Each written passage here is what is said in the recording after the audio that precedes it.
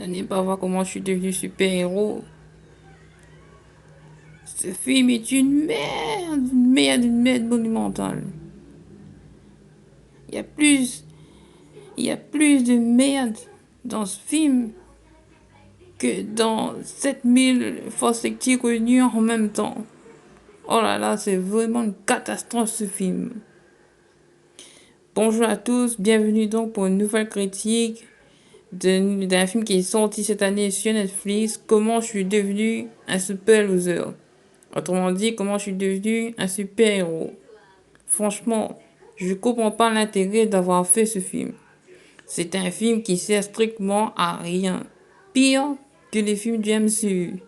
On critique beaucoup les films du MCU, mais franchement, même les films du MCU,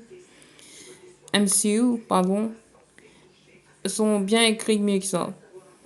Moi, autant maintenant qu'il y a vu 100% du MCU, franchement, je sais très bien que le budget c'est pas le même, donc on peut pas vraiment rivaliser, mais je pensais que ça allait être un minimum au moins crédible. Ce film, c'est une catastrophe monumentale.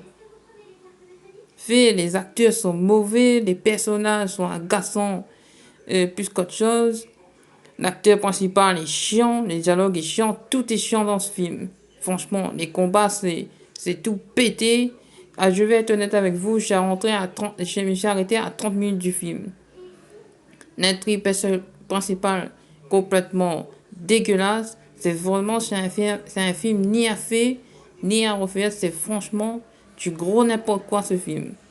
Hein, on prend des médicaments pour avoir des super pouvoirs. Je suis désolé, mais ce n'est pas un film de super-héros. C'est un putain de film policier à la con. Digne d'un film de TF1.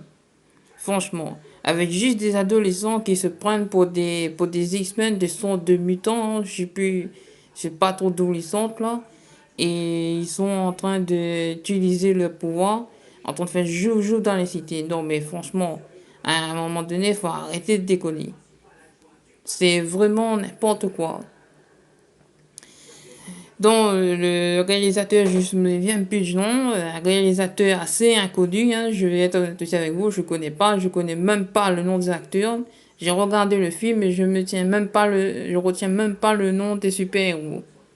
À vrai dire, je m'attendais à ce que le personnage principal va devenir un super-héros. Effectivement, un truc c'est ça, mais pas au bout de 50 minutes de film. On est à 30 minutes de film et le mec est toujours pas venu un super-héros. Après, le seul, c'est les effets spéciaux, franchement. Mais franchement, c'est vraiment chiant, c'est vraiment pénible à regarder. Même mes dents, un autre film français est beaucoup mieux que ça. D'ailleurs, c'est ce à quoi va porter la prochaine critique sur mes dents. Mais franchement, ne donnez pas votre argent sur Netflix pour ça. Franchement, je vous le recommande pas. Je vous recommande pas d'aller voir ce film. Et pour moi, c'est clairement un 1,3 sur 5. Je suis désolé, mais c'est comme ça. Pourtant, c'était dommage, il y avait du potentiel, mais ne perdez pas votre temps, ne donnez pas votre argent pour aller voir ce film. Franchement, et j'espère que c'est seulement qu'il n'y aura pas de suite. J'espère qu'un autre film de super-héros français va voir le jour, beaucoup mieux écrit que ça, mais franchement, n'allez pas voir ce film. C'est vraiment une catastrophe monumentale.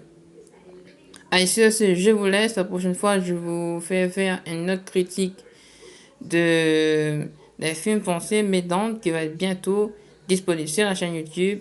Sur ce, si vous n'avez pas vu mes autres vidéos, euh, les critiques sur Pacific Rim 2, Uprising et Godzilla vs Kong, ils sont disponibles maintenant sur la chaîne YouTube. Je vous invite donc à aller faire un tour sur ces vidéos. Je fais aussi des vidéos gameplay. Et merci beaucoup d'avoir regardé cette vidéo. Et encore une fois, ne donnez pas votre argent pour voir ce film. Allez, on se voit à la prochaine fois.